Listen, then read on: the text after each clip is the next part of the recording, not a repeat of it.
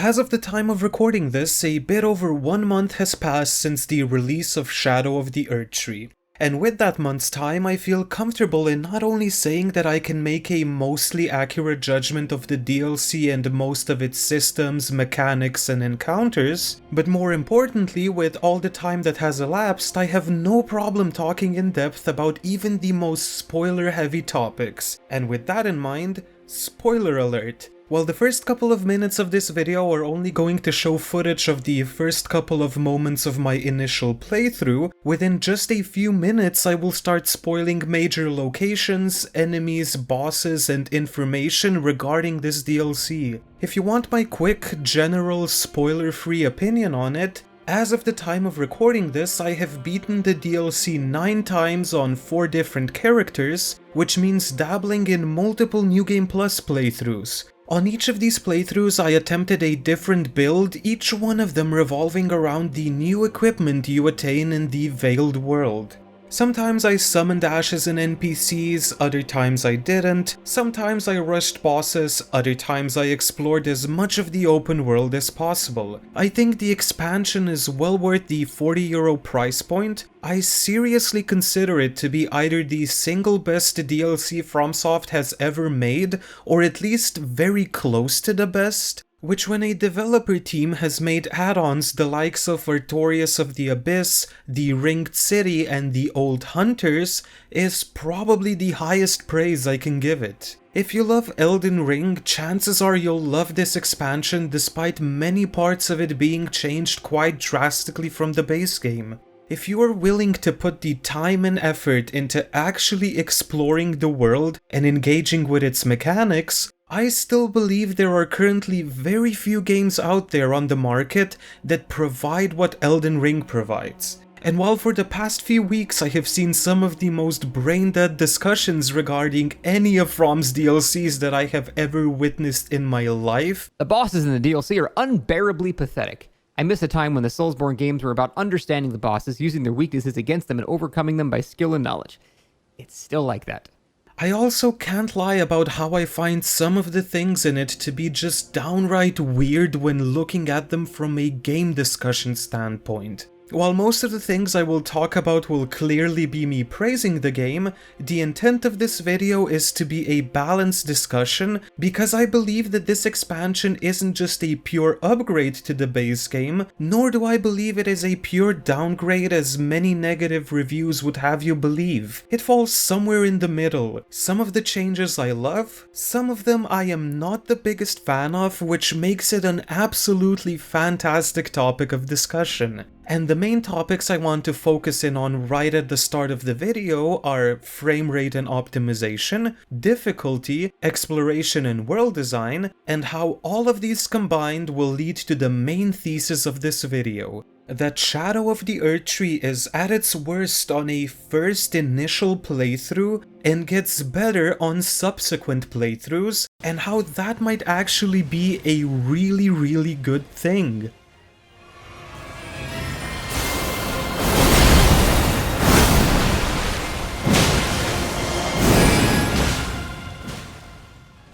Let's start with the obvious one. Yes, I have disabled ray tracing.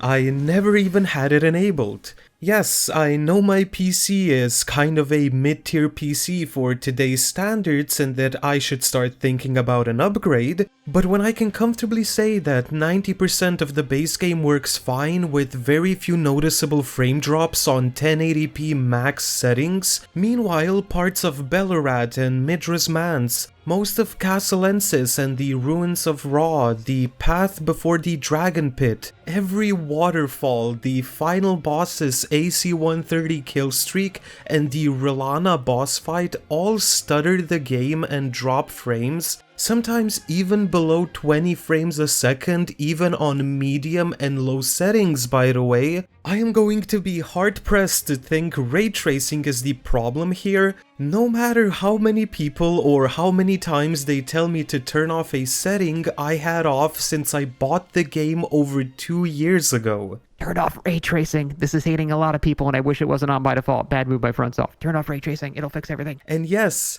I remember the base game stuttering like hell the first few days after its release. That's why I'm so dumbfounded that it's happening again, even if on a much smaller scale. Listen, I am not some type of 60 or 144 FPS junkie. Give me a game that works consistently at any frame rate above 30 FPS without stutters and I'll be happy. I really mean that. I'm not very demanding when it comes to this shit. I also believe that I am way laxer than most people when it comes to frame drops because I get it. I'm fighting a giant dragon in an open world field and he just flew up in the air, started spewing fire all over the goddamn place, with the fire even breaking every tree and branch and little physics object in my vicinity. Of course frames are going to drop. But when I walk into a 10 by 10 meter room with a knight standing in it, with stone textures repeated around the walls and nothing else outside of this room in need of rendering, and this fight drops frames and stutters more on low to medium settings than any GPU stress test I can find on maximum settings, and I have to start asking questions. Relana just breathes and my PC has a heart attack. And trust me, I have tested with low, medium and maximum settings. No matter my settings, when she does her Carrion Sovereignty move, my game stutters and the frames drop to like 26. Ballarat as a legacy dungeon really isn't that outrageously large. Don't get me wrong, there's a decent amount of things to find and uncover in here, it has some nice world building and attention to detail, but with it being walled off like most other legacy dungeons, these are parts of the game that even on release, I have no memory of them stuttering or dropping frames. Yet Ballarat drops frames and stutters all the time in many different parts. Just to make sure I wasn't tripping balls, after testing Ballarat, I went and ran through Leyendell, which is just a much bigger and way more complex area, and there were no frame drops or stutters to speak of. And I also ran through Stormvale just a few hours earlier and it ran smooth as butter. And to me that's the weird part. I swear to Christ, this DLC lags in areas where you think it won't and works fine when it makes sense for it to lag. Outside of the move where they spawn like 30 homing fireballs, fighting the like half a dozen giant flame furnaces that are scattered throughout the open world never really tanks my frame rate all that much, even though logically it should. But going down a linear path to the complete bottom of the map with no rhyme or reason for the game to render anything aside from the few things around me, and the game drops frames like I drop my social life at the sight of a new FromSoft game. Placidusax has a nuclear bomb detonation in his arsenal and the game handles it pretty well. Yet the final boss of the DLC has a similar attack that is about the same size, and the game consistently, no matter my graphics settings, drops to below 20 frames a second. The entire area before Lich Dragon Fortisax is filled with water. There is a giant 100-meter wide waterfall with enemies that have to be rendered at all times, and a giant rock turtle moving about, and that area rarely drops frames. Go close to a tiny waterfall in the DLC and say bye-bye to any frames you think you had. Castle Ensis just doesn't run properly, I'm sorry. This is one of my favorite areas in the DLC, but the continuous lack of frames makes it a chore to go through. Luckily it's an optional area, but still. If the game at least utilized all of my GPU, then I could at least blame my PC, but it doesn't do that.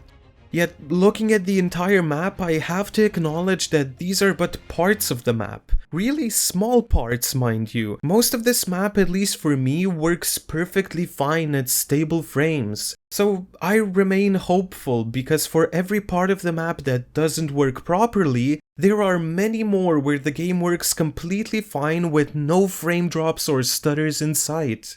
And all of these problems should be fixable in a patch or two.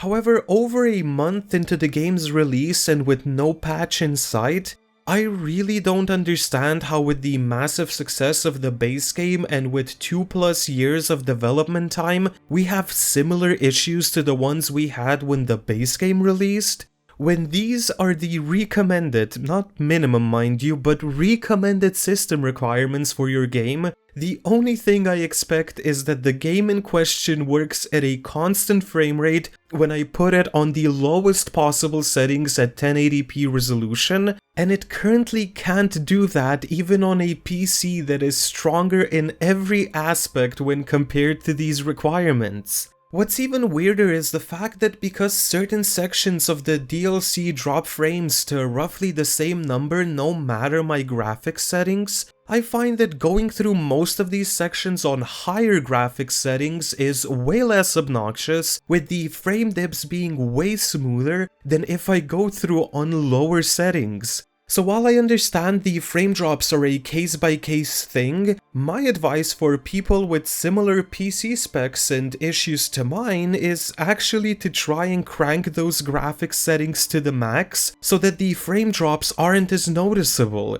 It's the most ass-backwards solution possible to a problem like this, yet it worked for me, so I hope it helps somebody else out there. However, quickly transitioning into the actual gameplay of this piece of content, most of the difficulty of this DLC is tied to exploration. Now, I am not going to sit here and side with the people who complain about the difficulty of the enemies and bosses just for them to open up the map on the final boss of the DLC and show this.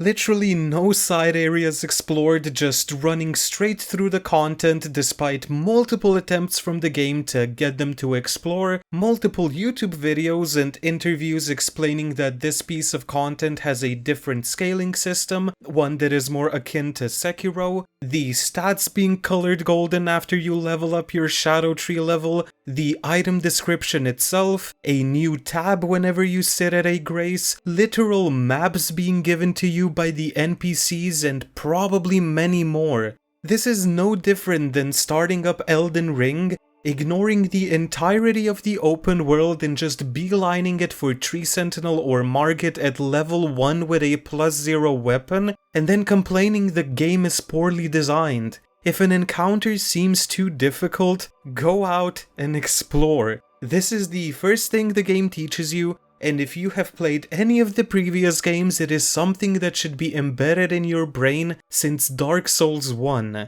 Now on the other hand, if you just don't personally like the Shadow Tree fragment system, that could be an interesting topic of conversation. Especially when I have to admit that I myself am not fully sold on how this system was implemented. For those of you that don't know, Shadow Tree Fragments and Revered Spirit Ashes are items found in the open world of Shadow of the Erdtree that make either you or your Spirit Ashes deal more damage and receive less damage. Simple as that. Basically, every major enemy in this DLC is tuned to kill you in 2 or 3 hits, even if you have 60 vigor. There are however 50 Shadow Tree fragments to find in the world, which level you up 20 times, making you take essentially half damage from enemy attacks while dealing double the damage to these enemies. Looking at the positives of this system, I don't think I have ever been more enticed to explore every single nook and cranny of any of these games. Like, don't get me wrong, I usually always do that to the best of my abilities, and I already believe the base game of Elden Ring did an incredible job at making me hyped to explore the world, but this just added an additional layer to that awesome feeling of exploration. It also serves as an actually meaningful leveling system for such a late part of the game. In previous games, whenever you arrived to a DLC, it always kind of felt like you were throwing levels into stats that overall didn't really have any impact on your build. Chances were that you already had your core stats at the soft caps, so you just kind of sprinkled the new levels in between some other stats in case you ever wanted to change your build slightly. But with Shadow Tree Fragments, there is an actual, tangible feeling to progression even in this post-late game area. But while 50 Shadow Tree fragments to find in the open world may sound like a lot, 50 is the exact number of them you need in order to fully level yourself up to the final level. That means that you need to find every single one of these, and if you just so happen to miss one, that is an entire level that you are now missing. And while these are mostly found in logical places like Nicholas crosses, churches, and certain world bosses like the giant hippos, there are also ones that you can find in just the most random looking, normal enemies that most people will just run past. Like, don't get me wrong, on my first playthrough, I arrived at the final boss at Erdtree level 19, with the only fragments and ashes that I found with the help of guides being the couple you get in Slenderman's forest, because I had no idea how to get down there. Overall, I missed only 3 fragments and 5 ashes in this entire giant open world, and with how the scaling of these items goes, once you get past like level 15, you don't even really get all that much in return. But when the difficulty is as high as it is in this DLC, I really don't understand why FromSoft thought it was a good idea to put certain fragments and ashes on enemies that either teleport away or sometimes even disappear until you reload the area. What's even weirder is that usually they are surrounded by like a dozen other enemies, so while the important one is getting away and getting ready to disappear, you will probably be fighting other enemies and won't even notice the important one running away. And what's even weirder than that is the fact that even if you do kill the important one and loot his corpse, chances are you will be surrounded by enemies on all sides, with the giant pop-up for what you just picked up being a piece of crafting material that 95% of people will never use, while the really important fragment or ash just kind of sits there at the edge of the screen, really easy to miss. So even if you correctly identify a shiny enemy, kill it, and then loot it, you might still have no idea how important these enemies actually are. And what is somehow even weirder than that is that there are enemies in this game that have this exact same or incredibly similar sparkling effect as the ones that drop fragments and ashes, yet these for some reason don't drop them. Now, if the DLC went down the base game route and gave you a surplus of these items, like how there is a surplus of golden seeds in the base game, then this could be a decision that I wouldn't be so conflicted about. But again, there are exactly 50 fragments and you need all 50 of them in order to level yourself up to the final level. Then you mix in the fact that unlike Sekiro, which used a similar power-up system, Shadow of the Erdtree is an open-world game and not a mostly linear game where the developers can fine-tune every encounter's balance, and also the fact that some paths in this game are just downright incredibly easy to miss, and I really begin to understand why some people don't like this system. Especially before the buffs to this system, where every level gave you an equal bonus to your damage dealt, instead of the giant boost in the early parts that we have now. Like, the only defense for this decision I can think of is that maybe FromSoft thought that missing a few is intended and that finishing the game at a level around 15 is actually how it should be played. But with how the world is designed, I swear only the most dedicated open world explorers will actually get to level 15, which I believe is a perfect segue to talk about the world design of this DLC.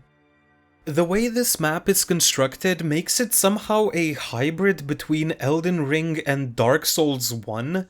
Instead of an open world that spreads massively in every horizontal direction, Shadow of the Erdtree kind of stacks layers on top of each other and plays around with verticality in a way I haven't really seen before in an open world game. Instead of one giant landmass, there are like 5 layers stacked on top of each other here with more linear routes in between connecting the whole thing. It is honestly speaking a wonder how FromSoft managed to do this. But there is one small problem with this design philosophy. That problem being that when you place incredibly important items in the world and the player just so happens to miss one path, all of a sudden a lot of rewards that would be incredibly helpful in the early game potentially don't get found or only get found in the late game. Are you starting to slowly see the full picture of how many of these things lead to the first playthrough being the worst? On my first playthrough, while I made it all the way to Senesax and the furnace golem at the end of Charo's hidden grave, and explored the entirety of Bellarat and even found basically everything including the painting reward before Castle Ensis, I missed the path that lets you get both to the Cerulean coast and the Spirit Spring that allows you to just go around Rilana. Now, this isn't going to turn into me saying that Rilana is too difficult or anything. I was only stuck on her for about an hour and a half. But with the frame drops, my build that just so happened to be weak against her, and a pretty significant lack of Shadow Tree levels despite my pretty thorough exploration, let's just say I can understand how people arrive here with potentially even less than what I had, see that double sword damage that can happen in her second phase and just give up. No amount of new weapons, sorceries, incantations, ashes of wars, or summons changes the fact that in this DLC, the only thing you need is as many fragments and ashes as possible. Enemies and bosses 3-shot you at 60 vigor with defensive talismans equipped.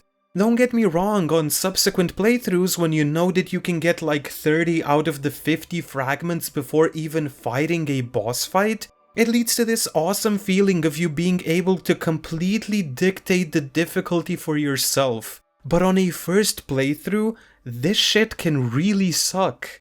Somehow you can go through an entire path leading you from a forest, through a valley, hell you can even jump into a fort and explore it 100% and even explore some of its surroundings, then go back, through a small cavern, check an entire river, a cave, another small forest, explore the entirety of a giant, beautiful field of blue flowers, beat both a dragon and a giant furnace golem, find a cave sealed by Mikola, find the hidden cave that leads to an island and an NPC boss fight, go through a canyon, kill the boss at the end of it, follow a beach, find some ginormous ancient finger ruins, explore them, find a path there and arrive at a small forest and a hut in it, and if you explore all of these thoroughly, never deciding to go the other way or missing a path, you get only 2 Shadow Tree fragments and 1 Revered Spirit Ash. Really let that sink in.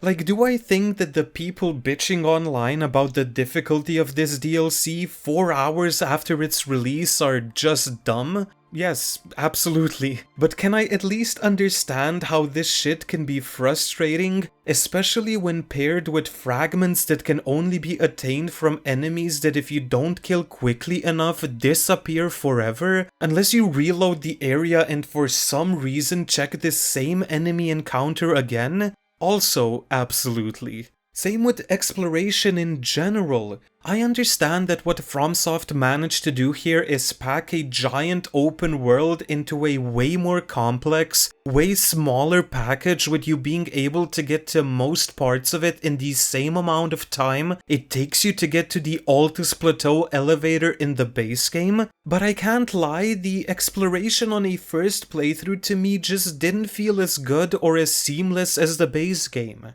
Not only are there 4 plateaus that are completely inaccessible when in the base game I can think of only 1, but a couple of them just look like you should be able to get to with vines and branches leading from them. Mix that in with the fact that due to the verticality in this expansion and the many linear routes, and you can no longer just kind of place a marker on the map and go there. Instead, you have to find mostly hidden linear routes that connect all these parts of the map, and many times on a first playthrough you will find yourself losing dozens of minutes just running along ledges with no way of actually reaching your desired destination until you finally stumble upon that one correct route.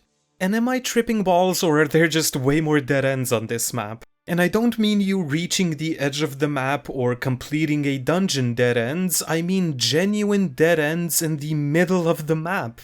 Like sure, even in the base game you would arrive at a few. Liurnia has a dead end at one of the minor Erdtrees and at Caria Manor, the wolves attacking the bear near the Limgrave Church of Merica, and there's probably a few others around the map. But even for these, I can make a really easy defense of there being a new path you can go down or a teleporter close to it. But look at this. Start the DLC, go down to the church, dead end. Find the ailing village, dead end. That little shack below the Elag Great Bridge, dead end. The entire part that loops back to the beginning of the DLC, well, technically speaking it is a loop back, but that doesn't really do much, so kind of a dead end. Theoliae, sitting at a dead end. Cathedral of Manus Matir, placed at a dead end. The path that leads to the Carian Sovereignty Ash of War, dead end.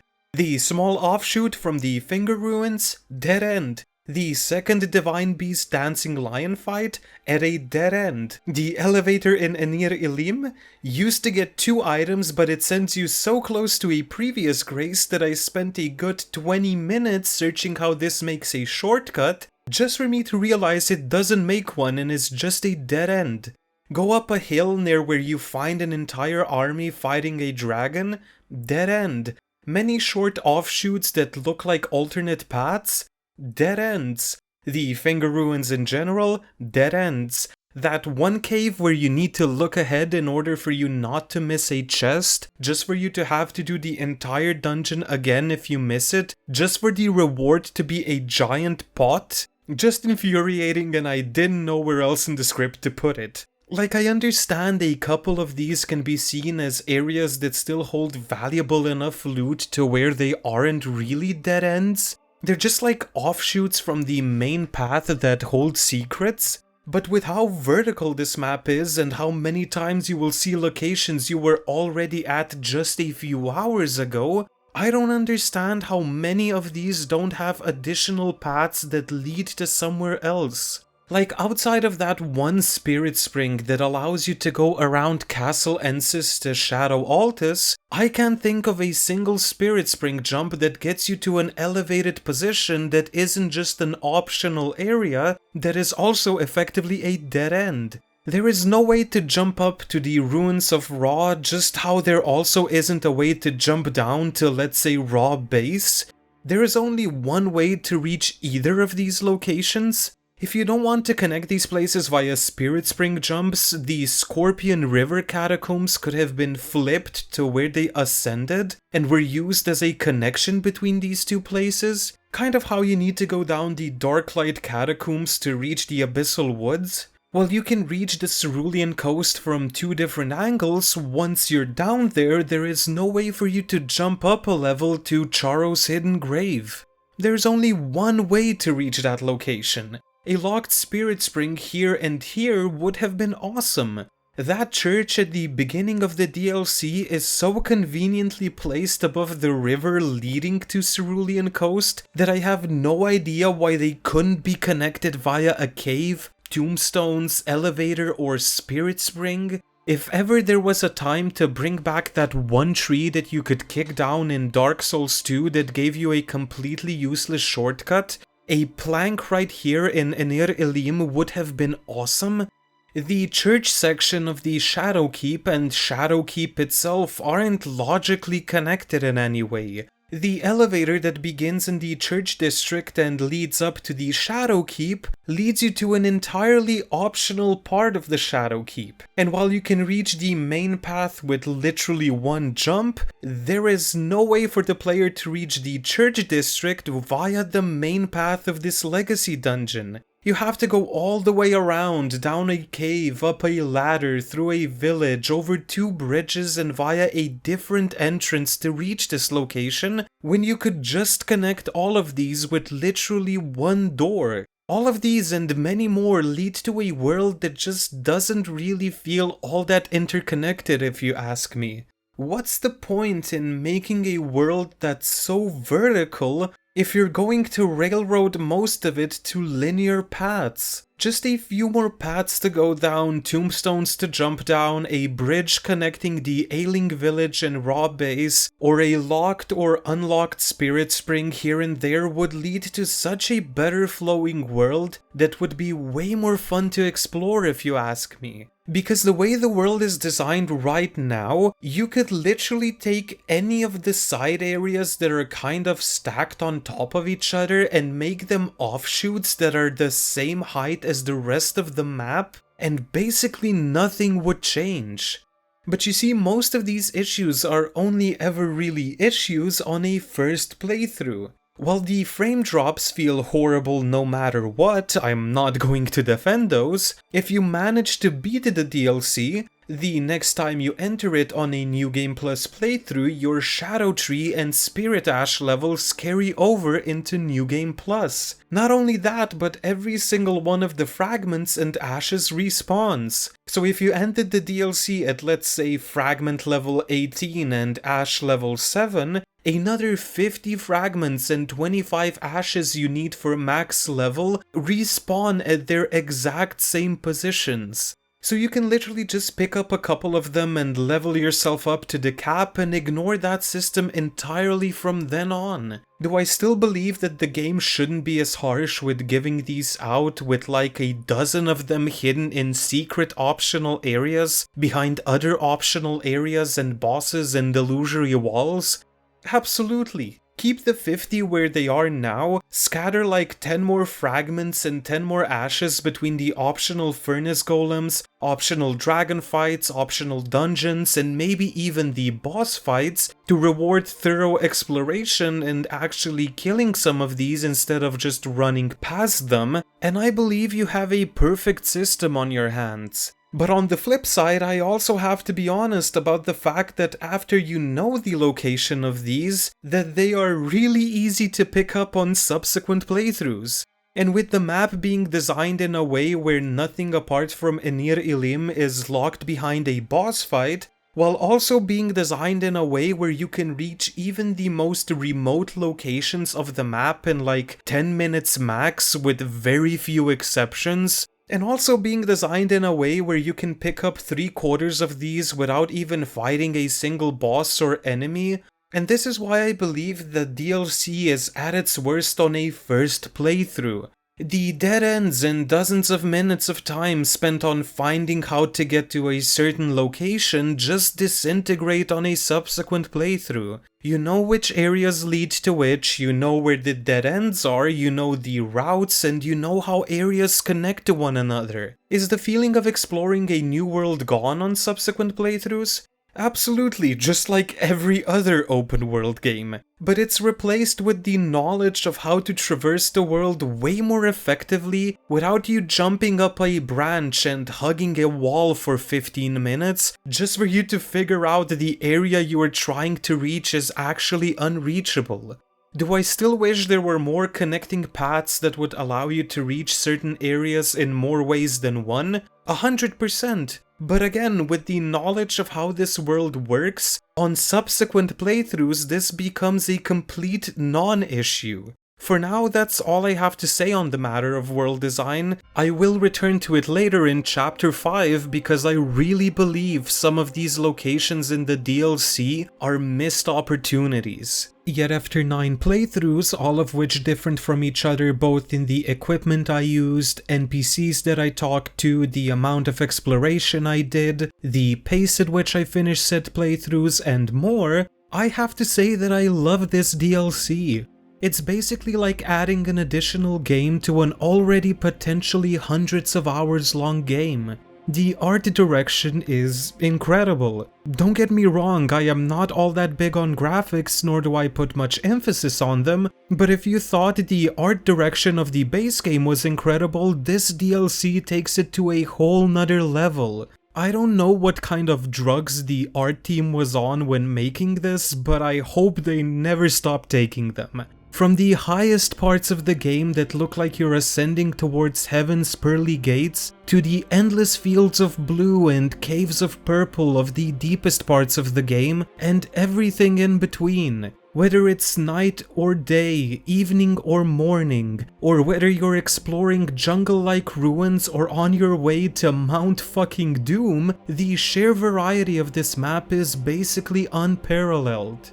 How so many different scenic vistas and secrets can coalesce in one interconnected world is beyond me. But the transitions between the different biomes somehow always felt natural, despite them literally being 10 minutes of horse riding apart. Moving on, the enemy variety is something that, unlike many other people, I don't find even a bit lacking. Don't get me wrong, with the whole backstory of Mesmer essentially taking this entire world over for his mother America, it makes sense that most of the enemies are just his soldiers and the ghosts of the people he killed. But I have to be honest in saying that even in just these two factions, you find a good amount of variety, with basic soldiers wielding axes, spears and shields, and even bigger versions with giant shields, hammers, bows and twin blades.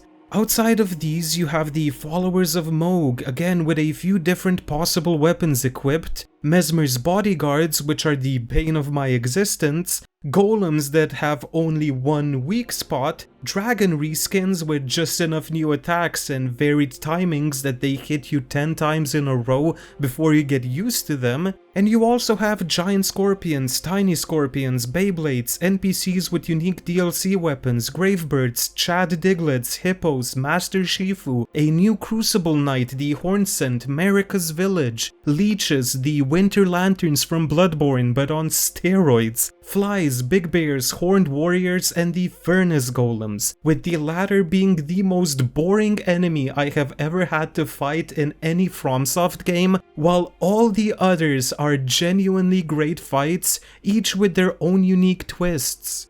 Surrounding a myriad of new, reskinned, and even just recycled enemies, FromSoft decided to give us the Furnace Golems. And the only good things I can say about them is that they look intimidating as hell, drop great loot, and that the way they are designed, I can easily see how Mesmer was able to win his war when he had these on the battlefields with him. One stomp from these behemoths just disintegrates entire camps, with nothing but dust left behind in their wake. On the other hand though, everything surrounding you actually having to fight them is just downright miserable. I would rather have the fire giant repurposed 8 times throughout the DLC, and if you watched my previous video, you know I'm not really hot on Simon over here. The Furnace Golems have 2 variations to them. Looking at the Hackashack ones first, you get underneath them, you attack their legs until they stagger, you need to stagger them 3 times before they fall, you repose them, rinse and repeat. Sounds easy enough. However, not only is the stagger not at all that easy or consistent to get, where you need multiple fully charged heavy attacks from even a buffed Moonlight Greatsword to connect with just one of the legs in order to stagger them just once out of the 3 necessary times. But to add insult to injury, the Furnace Golems are capable of doing an attack where they jump into the air and do an AoE attack that you can't roll through. It's already kind of difficult to fully get away from it with Torrent, but that isn't even the really big problem here. My problem is that whenever they do this attack, it lasts for so long that I seriously believe they get most, if not all of their poise back. So if you hit them a couple of times and they do this attack, even if you like Raptor of the Mists it, you now have to hit them a bunch more times before they stagger. And I have seen these enemies spam this attack like 3 times in a row. Full disclosure, I could be wrong about this. After 100 hours, I still don't have a consistent way of fighting these. Their poise seriously feels completely random. My point is that it's just boring to fight them, with basically the only attacks they do when you're underneath them being the jump attack that resets their poise, or a stompy stomp attack, which is something that you can just jump over. So you're just kind of standing there for far too long, hacking at the ankles of an enemy that has 2 actual attacks, and once you repulse them, chances are you won't deal enough damage and have to do that again. It's just mind-numbingly boring. I can literally kill most bosses in this game faster than I can kill one of these enemies. But at least they drop new physic flask tiers, so you only have to kill them once on your first playthrough and can then promptly ignore them. And I somehow find the furnace golems with protected feet even more abhorrent, but in order for me to properly explain why, I think we need to kind of zoom out and look at the enemy encounters in this DLC as a whole. Going across Elec Great Bridge, you are met with a grace and 3 potential ways to go. One of them goes to Castle Ensis, one goes to the east and then branches off into like 4 different paths, but the one leading west is the one I want to take a closer look at. Very quickly after going down this path, you will come across an enemy encounter with 2 archers on a small bridge and a few enemies that engage you in melee combat. Now, the interesting part about said encounter is that this is one of a few encounters where I physically cannot reach an enemy that is shooting me until later. In this specific scenario, if I want to reach these archers to kill them in hand-to-hand combat, I actually have to arrive here from a whole different direction, but we'll get back to this later for a completely unrelated topic. The point I am trying to make here is that I can't think of many encounters in the base game where enemies are just unreachable, while I can think of quite a few in the DLC, where coming prepared with magic, a bow and arrows, or incantations actually leads to you being able to kill enemies that are otherwise unreachable. Now, I personally love this. If I show you the stats of my favorite character, you'll see I just dump them into everything so that I can use as much equipment as possible. So despite me on a first playthrough using melee weapons only with no summons, no crafting equipment, and only a few incantations, on every subsequent playthrough those puppies got some real use out of me. Whether it was sniping enemies before I could actually reach them, raining hellfire at a dragon that was fighting with an army, or shooting at an enemy before it ambushes me. This DLC does a really good job at promoting a diverse playstyle. It rewards players that come ready for each situation even better than the base game does, in my opinion. So how does this all correlate to the shielded furnace golems? They are the only enemy where you really can't try stuff out. I arrived at one of these fuckers very early on, and after I realized that I couldn't actually stagger them, I tried jumping into one of them and plunging attacking it, and I died. I pulled out my trusty Radahn's great bow just to see it deal less than 1000 damage when shooting them in either the head or their furnace with no stagger in sight. I even tried a couple of sorceries and incantations. No dice. So what gives? Well, the solution to these enemies is that you have to craft a giant bomb, find some high ground and throw the bomb into their furnace, and that's it. That is the only way I could find to kill these. Now, I'm certain you can, technically speaking, kill them a few other ways. There's probably a way of using a different bow that can multi-hit and stagger more effectively, but my point is that for a DLC, and generally a game that provides such ridiculous freedom to its players, to where they can beat it with whichever weapons they want, these enemies are for absolutely no reason incredibly linear, unfun, and just downright boring enemies. Like, maybe I'd look at this differently if at least they were consistently easy to destroy with this tactic, but they aren't. I have had some of them stand way too far for me to throw a bomb into them and just watch them spam their fireball attack over and over again. I have tried kiting them to a good position with various degrees of success. Sometimes they get close, other times they just vibe out in the meadows firing their fireballs at me. Granted, once you finally get a bomb into their furnace, it absolutely shreds them, but it is still an absolutely mindlessly boring enemy to deal with.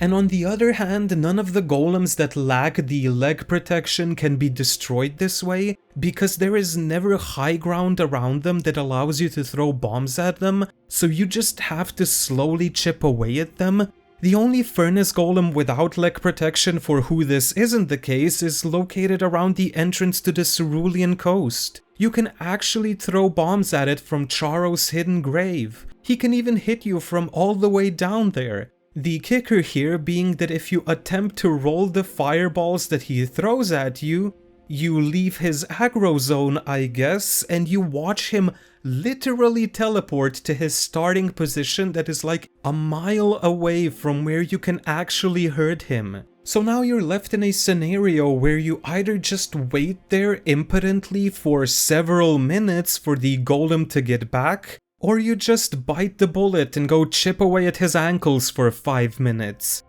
In short, I am not a big fan of these enemies. They sit somewhere between mind-numbingly boring and mildly infuriating depending on how they're feeling that day. I even tried stuff that is clearly meant to be strong against them like Shard Spiral, granted on an unoptimized build with a pretty bad casting tool, and while I did ridiculous amounts of damage to them, I still don't find this enjoyable in any way. Now luckily, 99% of the other enemies are great fights. In one corner you have more lore significant enemies that don't really pose that much of an issue. The Winter Lanterns, what remains of Marika's village, the leeches, the ghosts, and the little cute blue worms that are just happily vibing in the fields. Many of these serve as just filler that isn't too difficult to defeat, but lore-wise and world-building-wise, these might be some of the most important enemies in this DLC.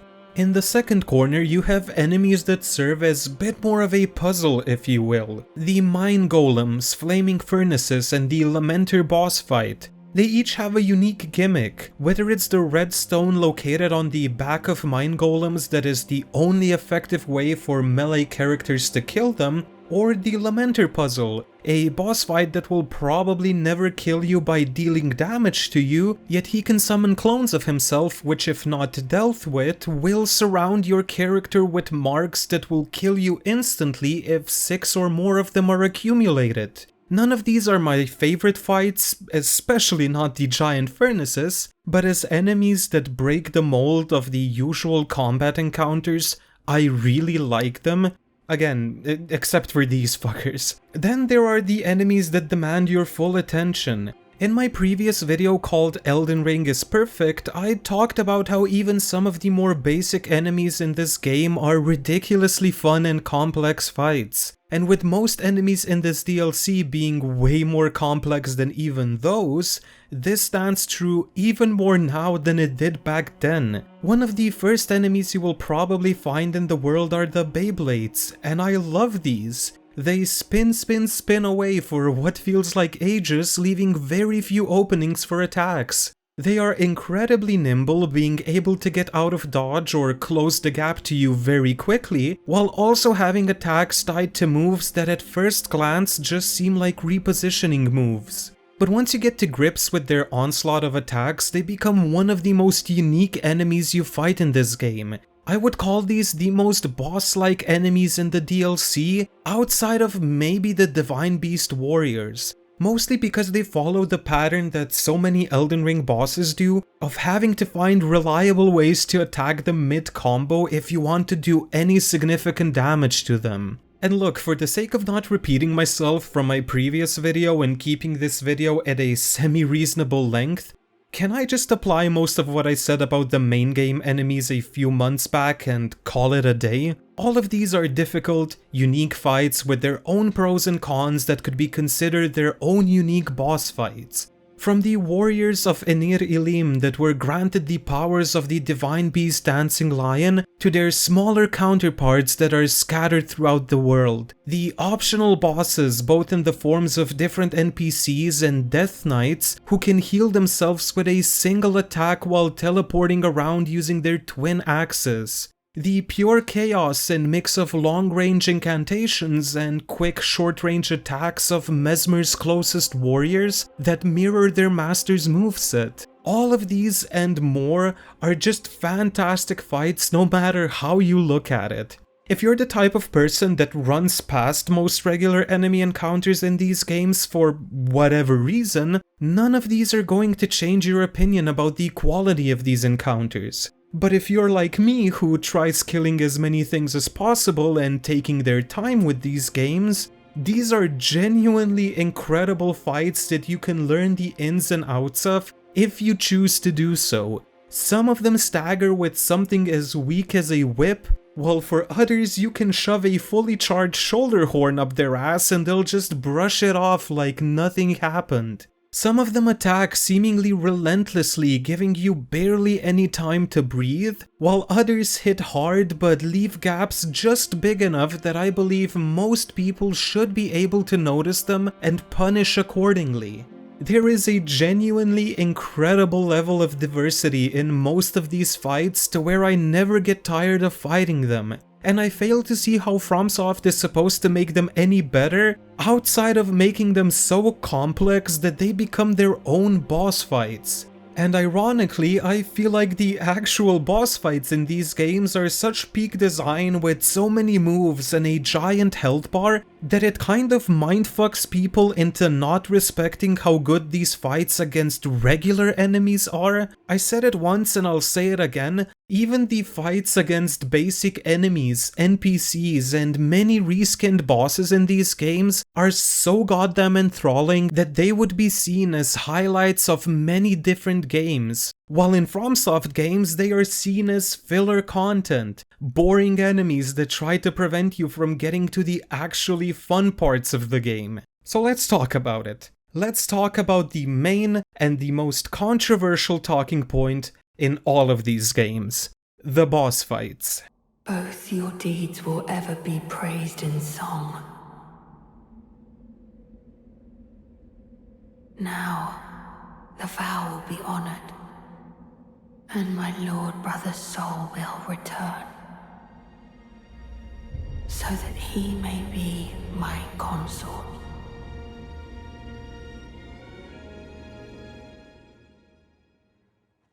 I am just going to talk about it. I am not even going to entertain the discussion of other bosses until I get through this. The final boss fight of the DLC, Promised Consort Radahn, is the single most difficult fight in a FromSoft game, and to me it isn't even close. Without summons and with only Rilana's boss weapons, he took me about 10 hours to beat on my first playthrough.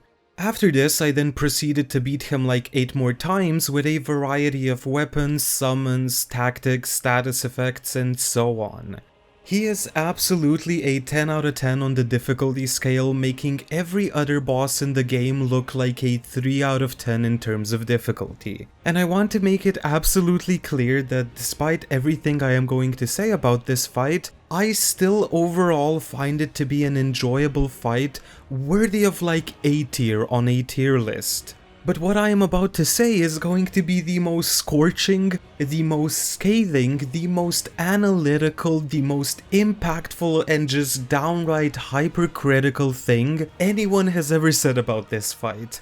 I believe that Promised Consort Radahn, the final boss of the DLC and the last we will probably see of Elden Ring, is fucking boring.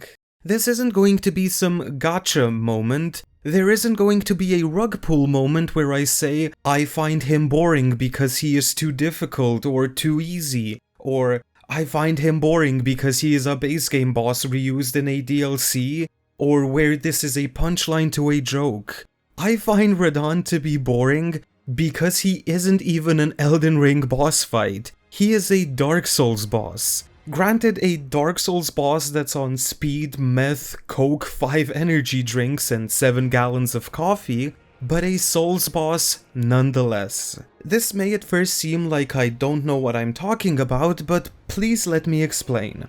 One of the main things that makes Elden Ring so gosh darn fun to me is the fact that bosses in this game are no longer turn-based fights where you wait for them to stop attacking, so you get ample time to punish them. Don't get me wrong, you can still absolutely play this way, but the pure joy for me is finding punish windows in between their attacks and massive combos. The reason Margit the Fell Omen has a comically long wind-up time on one of his attacks is to make the player sit there and recognize the fact that you can hit him multiple times during this wind-up. And with many bosses that follow, this is an exercise that is repeated over and over again with various degrees of difficulty.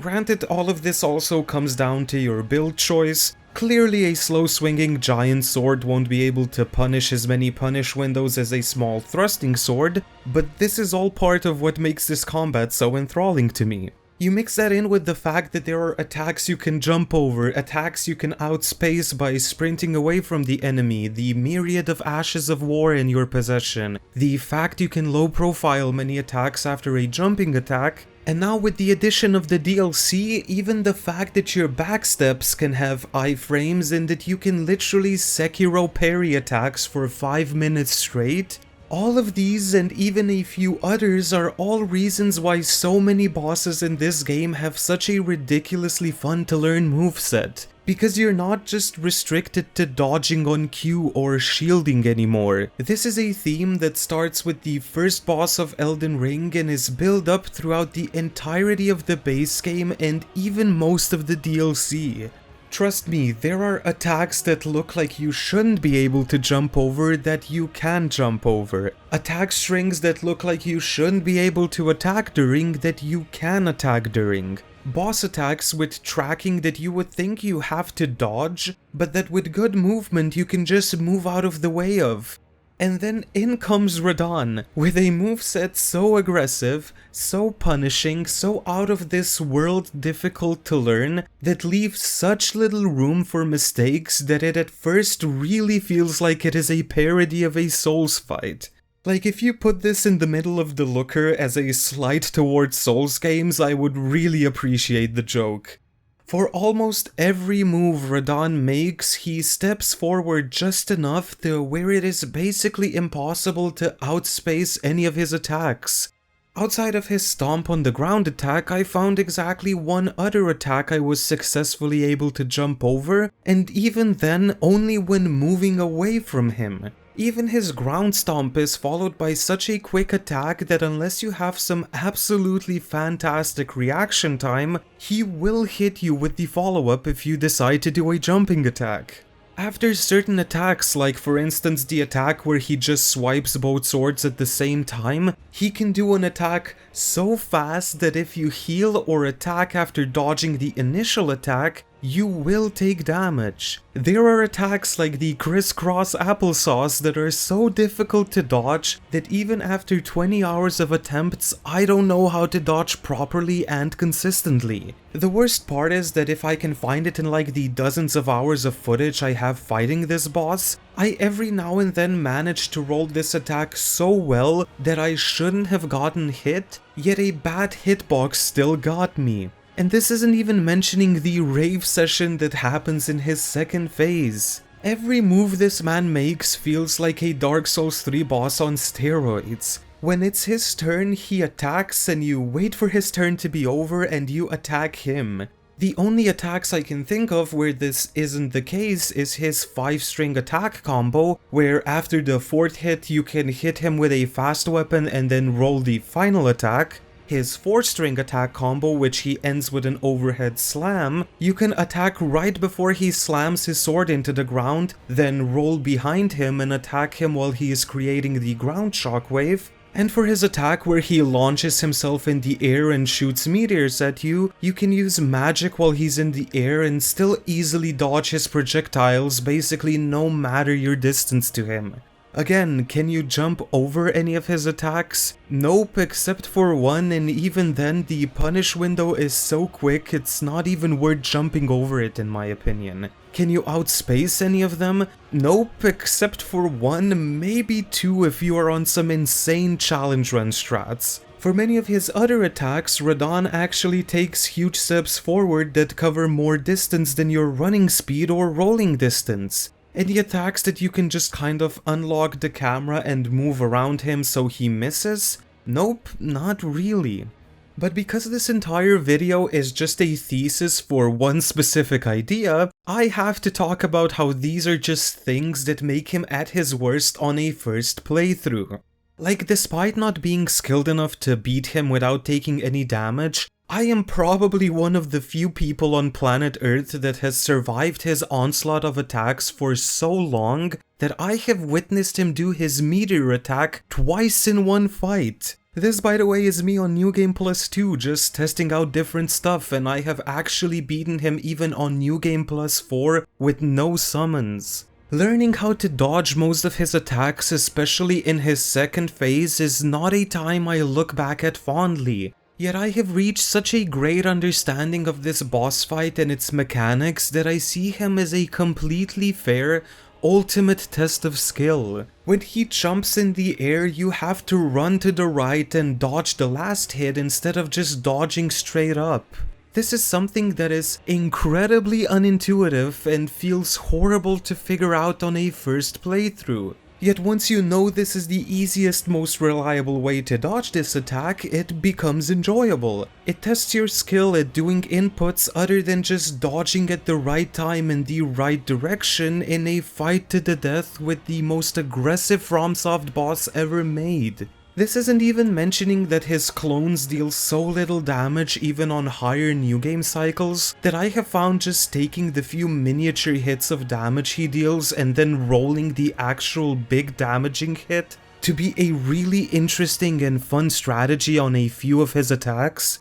Like, I know you can actually dodge these hits, I know you can even outspace this thing, and I even figured out that if instead of you going away from Radahn as he is levitating in the air, if you go closer to him and hit him with magic, he has a staggeringly high chance of not even doing the follow-up. But learning all of these things when you are being bombarded by epilepsy-inducing flashbangs, clones of the main boss, Michaela's luscious hair, FPS drops and sword swings so fast it makes Ashina Elite Yinsuke Sase look slow in comparison, and I can understand how people find this to be absolutely too much and completely miserable.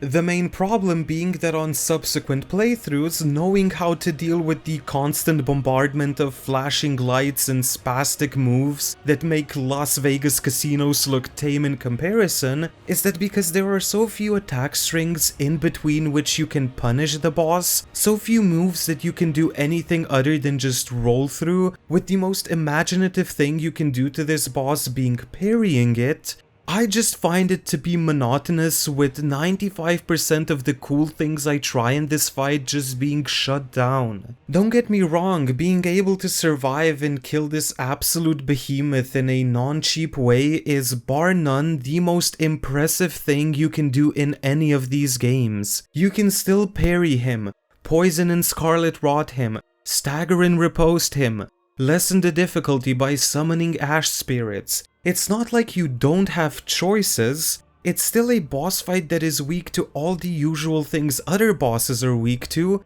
and I think that once learned, this boss fight is completely fair. I just wish that outside of like 3 attacks, there was a different option to respond to the boss's moves than to just roll through his attacks.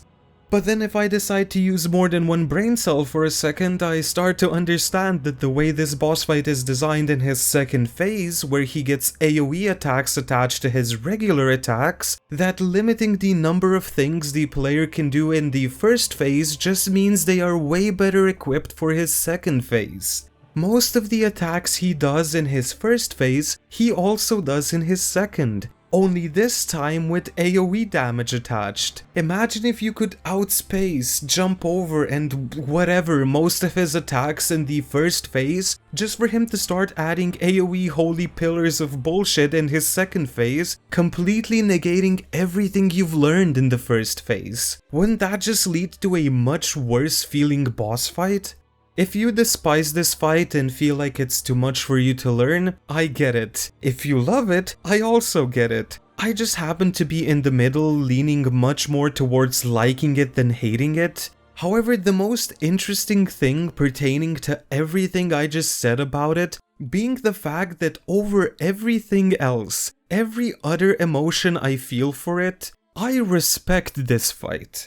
Promised Consort Radahn sits there and makes every other boss in comparison to him feel like it's moving in slow motion. The point that I and many others have made over and over again about Elden Ring bosses is the fact that you have so many punish windows you can use to your advantage. So many attacks that leave just enough time before the next attack where you can punish the boss. If somebody who managed to kill Radahn solo goes back to any base game or even any DLC boss, the openings are now more apparent than ever. With Radahn, FromSoft has actually given us what even to this day, many people are still unjustifiably complaining about when it comes to the base game bosses. They actually gave us a boss that feels like you're being punished for trying out new things, where you have to sit there and be at such an insane level of mastery to beat that most people will just never reach it.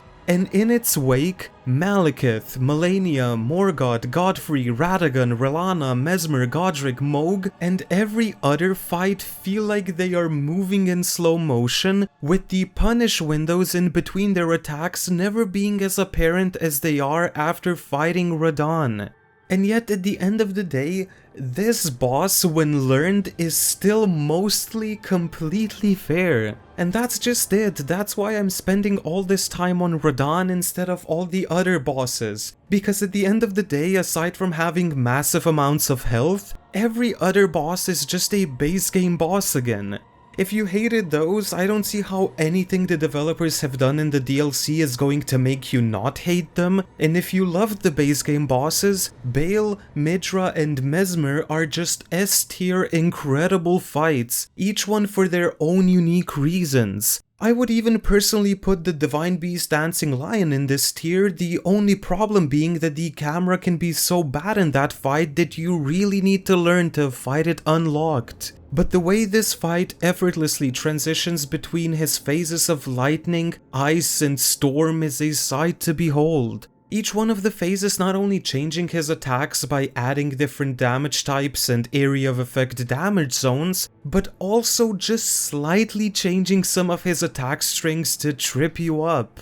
Commander Gaius and Relana are also great fights. Relana is still my least favorite of the Remembrance fights, purely because she lags and stutters way too much for me, and I just don't understand the hate Commander Gaius gets, I really don't. Like, he's not my favorite fight ever, but even when he was placed directly at the entrance of the arena, you literally just have to roll his charge diagonally to the right and you dodge it, and every other move can be dodged by just dodging at the right time. I don't see how this fight has to be redesigned from the ground up or some of the things you find people saying online. It actually feels great and completely natural to learn his moveset, way more natural than many boss fights with uber delayed attacks. While Metyr, the Putrescent Knight, the Erdtree Avatar, and Romina aren't my favorite, they are also fantastic once you learn their movesets. The Putrescent Knight is my least favorite of these. He doesn't really have all that many moves, yet the ones he does have deal a lot of damage and feel way more specifically designed to roll catch you than most other bosses. Metyr is a fight with an intergalactic space being that literally summons a black hole with two quasar beams sweeping across the arena, with its soundtrack being this mix of cosmic majesty that in its second phase turns into ambient, minimalistic drone music that I really love. Aphex Twins fans, Tim Hecker fans, and people who listen to the Under the Skin OST, where you at? And speaking of music, in this one DLC, From have packed everything from ambient droning to some of the most triumphant and epic compositions. From a track that just by listening to it you can hear not just the storm-wielding powers of a creature like the Divine Beast Dancing Lion, but also the thousands of years of rituals, tradition, and history that just oozes off this entire part of the game.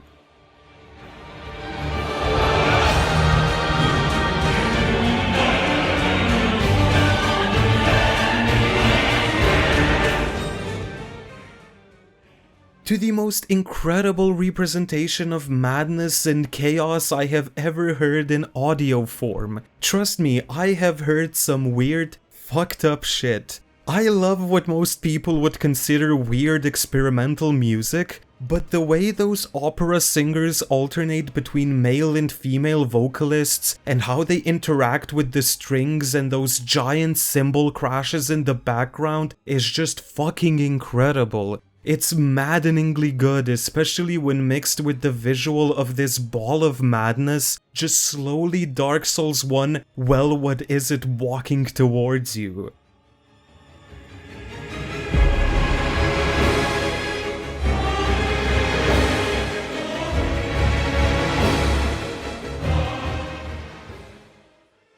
I am just going to say the words Mesmer's OST and leave it at that.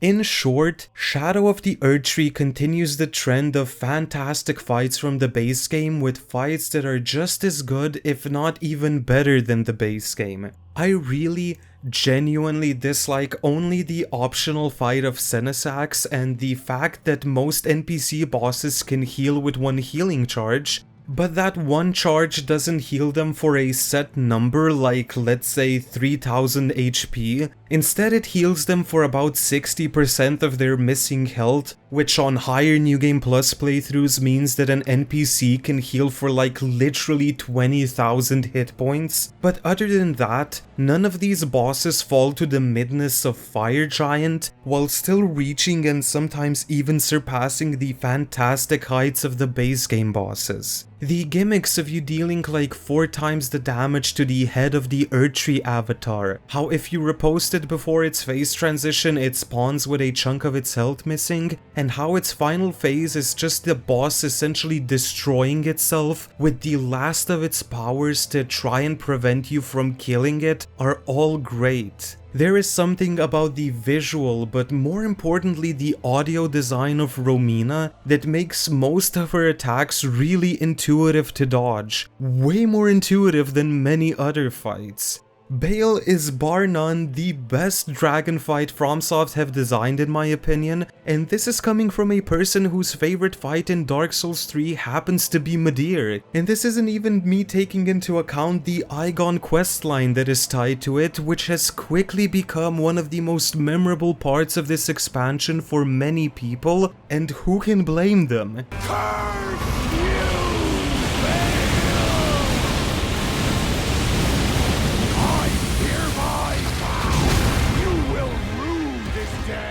Midra is the prime example of how you don't need a boss to be this ultra aggressive, wombo combo explosion particles fuckfest in order to make a boss that is just pure peak game design. I would actually say that Midra to me is the easiest remembrance boss in the DLC. Meanwhile, Mesmer is one of those ultra aggressive wombo combo explosion particle fuckfests I mentioned 7 seconds ago, yet for the life of me I can't choose which one of these bosses I love fighting more. This is exactly what I mean when I say that so many of FromSoft's bosses are peak boss design that outclasses everything in 99% of other games. They are still firing on all cylinders, and while there are games that are now finally catching up to the boss designs of Dark Souls, Sekiro and Bloodborne, FromSoft is thinking ahead and moving forward to completely new highs with these boss designs. While I think Radahn is the final bastion for how complex a Souls-like, roll-heavy boss can be while still maintaining any factor of fun and enjoyment, the multiple ways of approach, multiple ways of dodging, and sheer creativity you can have with many of the bosses in this game make me more hyped for what FromSoft is cooking up next than any of their previous games.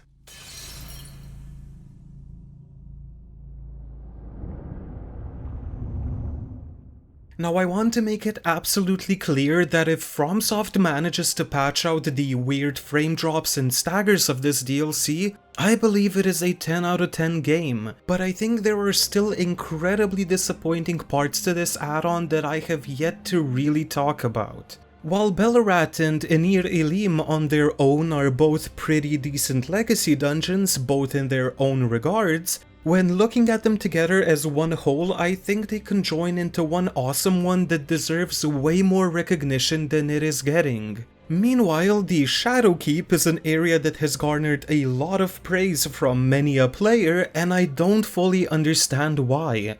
Like, do I hate this area? No, not even close, but do I think it is this incredibly designed legacy dungeon that comes close to rivaling the best dungeons of the base game? Absolutely not. The gimmick of this area is that in order to reach the top of it, you need to either rotate statues that are hanging around a central pillar, or arrive at the keep from a second, more secret entrance. Now, as I have alluded to before, if you enter this keep from the main entrance, there is no way for you to reach the optional entrance. What I find so weird about this entire legacy dungeon is the fact that you could literally just place a doorway right here, or open the door that you find before the elevator to the Commander Gaius fight, and all of a sudden this entire area is connected and intertwined in a way we really haven't seen before. But that just never happens, and it's so weird. Like, I wanted to make this whole entire speech about how the only way anyone is able to get from the top to the bottom of this tower is by literally pulling a lever that moves statues around, and then parkouring across them from one floor to another, without any way of returning the statues down to their original position, mind you. But Mesmer is so depressed when you reach him that the fact he literally only has access to 2 balconies overlooking the keep itself feels pretty on point for him.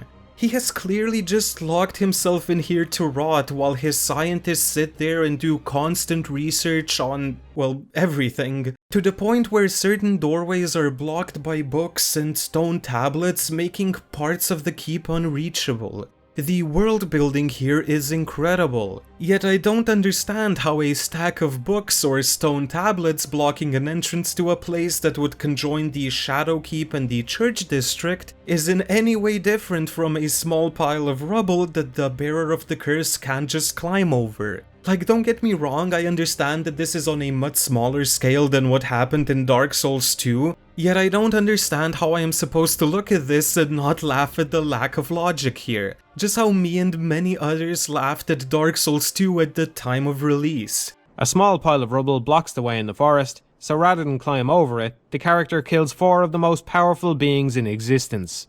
I understand why they wanted Drangley Castle gated off until later, but this ridiculously poor level design shattered my suspension of disbelief so hard it never recovered.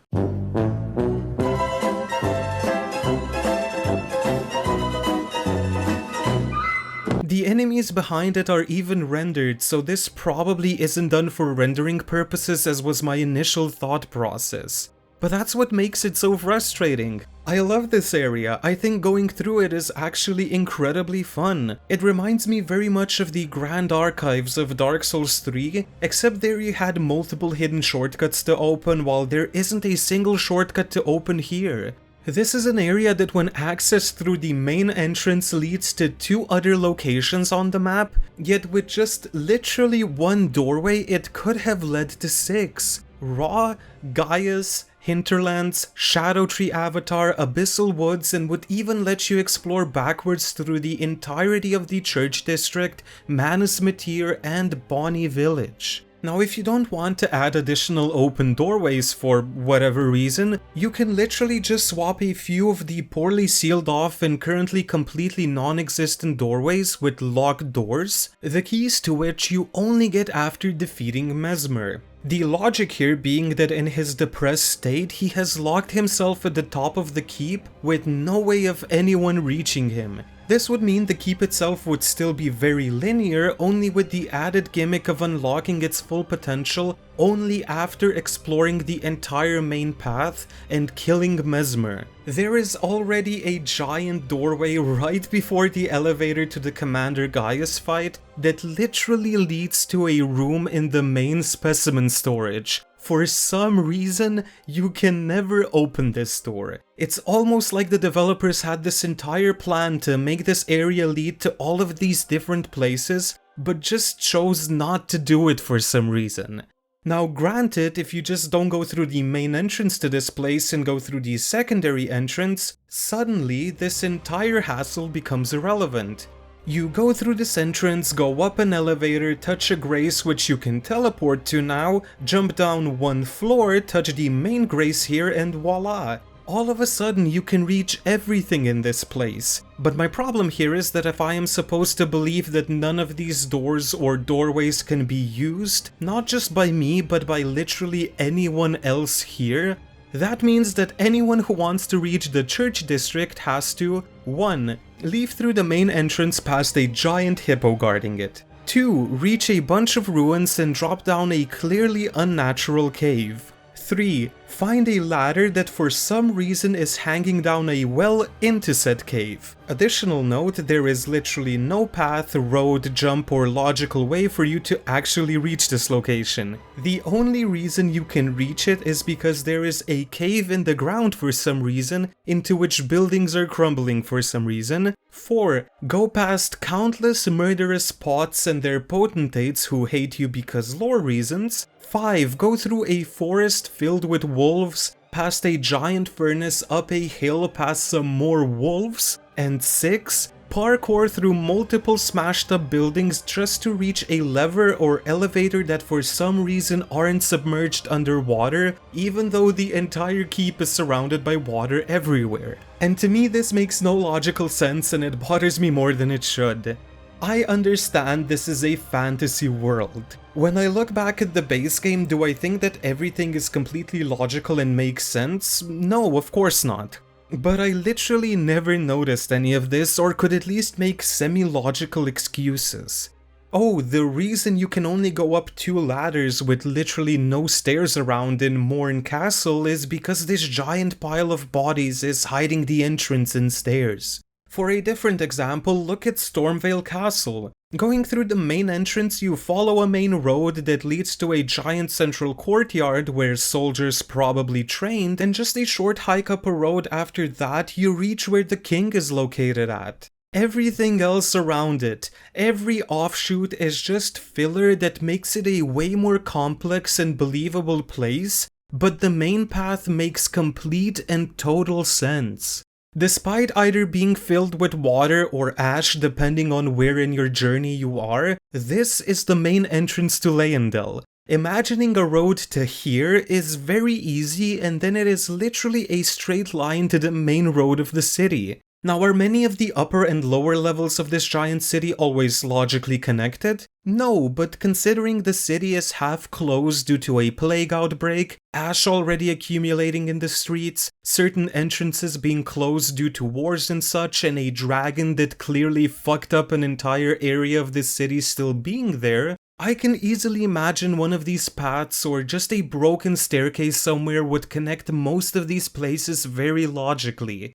Now, even if I am to look at this in the most generous light, in order to reach the church district from Shadowkeep, one would have to either be in the right part of the keep, or fuck up a lot of stone tablets, get up to the highest part of the keep, climb a bunch of ladders to get to literally the rafters of the keep, go across said rafters with a half-a-mile drop below him while fighting off bats and not fall to their death in the process, step onto an elevator that exclusively leads from the rafters to the top floor for some reason, go down a giant ladder that is located in between a bookshelf that just so happens to have invisible walls surrounding it because Miyazaki hates fun for some reason, and step onto an elevator that connects a random part of the church district to a random optional part of Shadowkeep.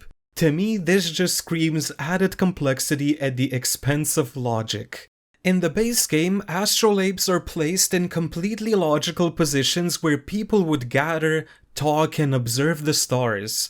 In the Veiled World, you have to walk through the entirety of a castle, exit it at the top, return back to it from a vantage point while walking through a river, jump down to the castle where you just arrived from, and then either know that you have to walk across a wall where any small slide could kill you, or know how the physics of Elden Ring's jumping mechanics work to where you jump onto some barrels or other clutter without breaking it.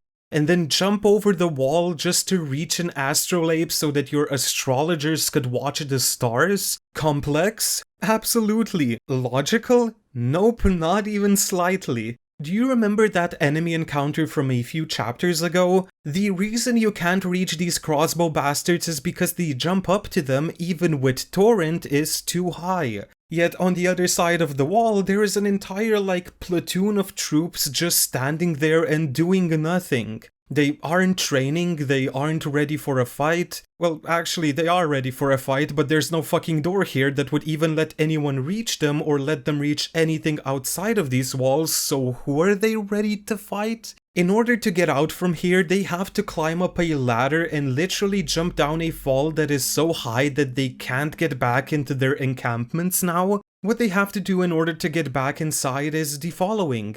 Go through a forest, a camp, the entirety of Castellensis, exit the castle on the other side, go to the other side of the river near a waterfall, and do the most precarious jumps I have ever witnessed in my life. Yes, I can imagine one of the soldiers just kind of dropping a ladder or something and this all making sense. But if the developers just put a door or a kickable ladder anywhere here, everything would make way more logical sense, yet for some reason they didn't. I feel like such an asshole for pointing these out because clearly this world isn't just fictional, it is also fantastical. Clearly the dips and rises and the elevation in this world are absurd. Clearly the myriad of craters that just lead to nowhere is just pure fiction. Fuck me, there is a shadow tree literally squeezing the life of another tree in the distance, while a cosmic horror being is positioned seemingly below this entire world,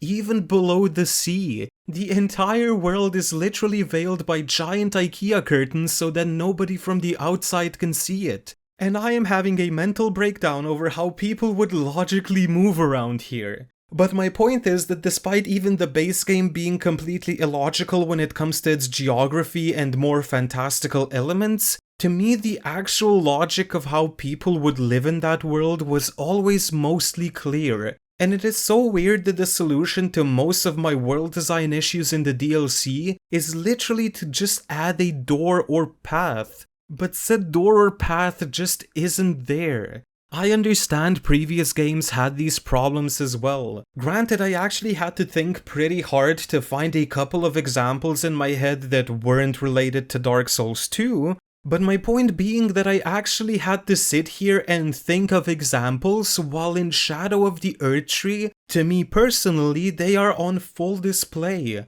Ballarat is completely ruined, the giant furnaces decimating much of it to ash, yet the outer walls are completely fine no matter which direction you look at them from.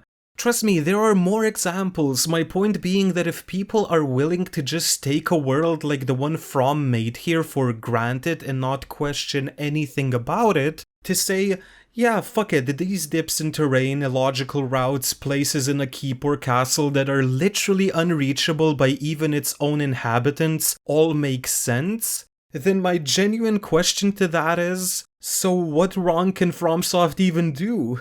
Seriously, if we are willing to take a world where something as simple as how people go from place to place is illogical, on top of the entire world itself being illogical, while the base game tried its damned hardest to have every major location connected via a road, where despite all the clearly fantastical elements, the elements pertaining to people and castles and transportation and such being as mostly grounded as they are, then what kind of world can FromSoft make where all of a sudden people start to notice these things and actually question them?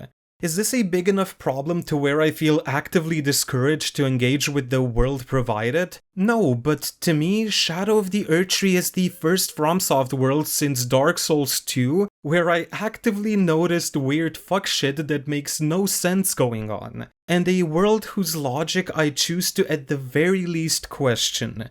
Do I low-key feel dumb for doing this in a clearly fantastical world? Yes, but would it also be dishonest of me if I didn't bring this up when it clearly bothers me? Absolutely. Shadow of the Erdtree is awesome, but it is also a piece of content where I sit there and very clearly see the improvements that could be made to it way more clearly than anything in the base game. I still think that for what they were going for, the base game hit the nail on the head. I still think there are a few issues with that game, a few bosses I am not too fond of, but to me it is still the definition of a perfect game, warts and all. Shadow of the Erdtree, on the other hand, is a fantastic DLC, and I believe it deserves all of the sales, love, and respect it is getting. Yet even if the frame drops are fixed, I still don't see it as perfect. It's close, and maybe as the years pass by I'll look at it differently, but as of right now, no world in any FromSoft game has ever been as detailed as the Veiled world. There are mansions filled with books, junk, and cobweb, rooms lusciously decorated showing off the royalty and wealth of some of the places. Enemy camps feel vast, the people they impaled on stakes on full display. But if any of these things are the reason for the frame drops, I'm sorry, it wasn't worth it. The frame drops tank the experience and enjoyment of the overall game. By the time I am recording this part of the video, patch 1.13 has dropped, and while I can confidently say that in most cases the frame drops aren't as severe, there are still places that continue to run horribly.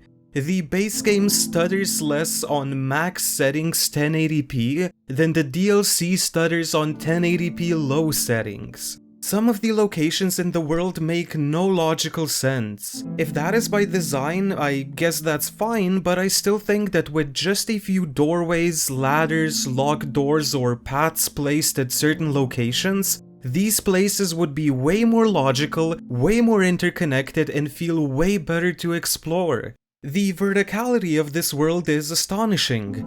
Instead of making a world that is large horizontally, the developers played with verticality in a way basically never seen before in these types of games. Yet the fact that there aren't more connective parts and more different ways to reach certain places is disappointing. The way these linear paths are right now, they could have been offshoots that made the world way larger horizontally and smaller vertically, and basically nothing would have changed. Again, nothing drastic, but a few spirit springs here and there would help alleviate this. They struck gold with this world design when they were just a few additions away from striking diamond. As it is right now, I feel like there are way too many dead ends on the map. If you weren't a fan of how big and empty the open world of the base game was, there are literally entire sections of this map with basically nothing of note in them. The entirety of Cerulean Coast, most of the Dragon area, the hinterlands, and Abyssal Woods are basically meant to just look pretty and dump lore and mystique on you. Every finger graveyard is just empty.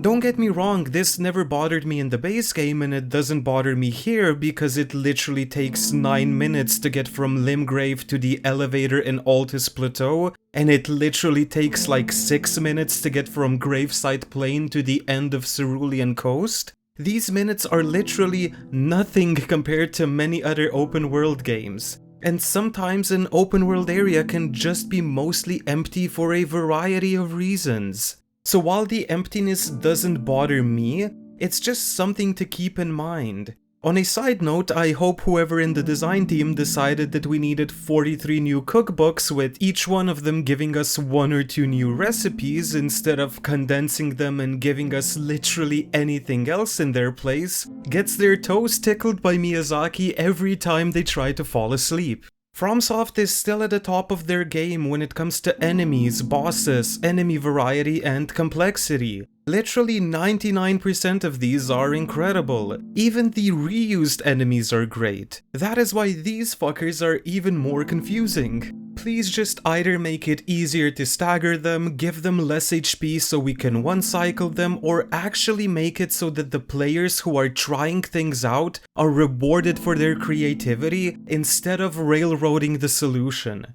The new dungeons that appear fewer times yet are way longer and more complex to me are just kind of there.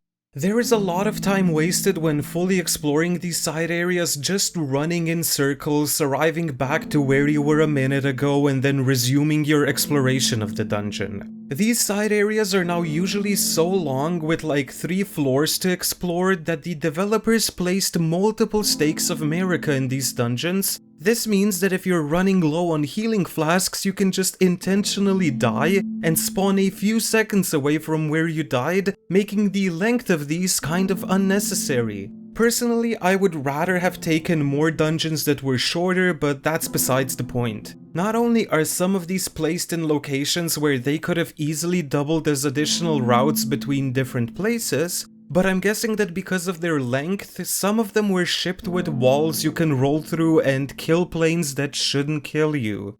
When it comes to other immersion breaking stuff, there are enemies in the open world that just lose aggro from time to time. This is something that in over 400 hours in the base game has never happened to me, yet in the DLC I saw it happen with bears, regular human enemies, and even one of those big crayfish enemies. What's even more than that, I once fell through the world when loading into the DLC with my runes now under the map. And I swear the game just decided once to teleport me to the entrance of St. Trina's cave for no reason at all. Spirit Ashes and Shadow Tree fragments are a great addition, and I love how they didn't make the damage numbers you either deal or receive with or without any of these incredibly high numbers. Even with 0 fragments, you can viably get through this DLC, because at most you receive double damage and deal half damage. But I still believe that when you give me a boss as difficult to learn as Promised Consort Radahn, that you should make sure that these things are either abundant or at the very least in logical and consistent locations. The way they are implemented now, I could even make a compelling case about how they don't encourage exploration, they somewhat force it. And just to make sure the thesis of the video gets repeated here yet again, most of these things that I have stated throughout the video are only ever real issues on a first playthrough. The more you play this game, the better you get at literally everything from the boss fights to the exploration, and the less of your time is quote-unquote wasted. None of these things are some ungodly problems with the DLC that completely ruin it. All of them can be fixed with a patch or 2, and some are even things that I am disappointed by and not things that actively ruin my enjoyment of the game. If you loved the base game, chances are you'll love this DLC. If you despise the base game or its bosses, chances are this DLC won't change your mind. So as of the 9th of August 2024, as I am finishing up the writing and recording process, to me, the base game stays at a 10 out of 10, while the DLC is a 9 out of 10, almost 10 out of 10 expansion to what I still consider to be a perfect game.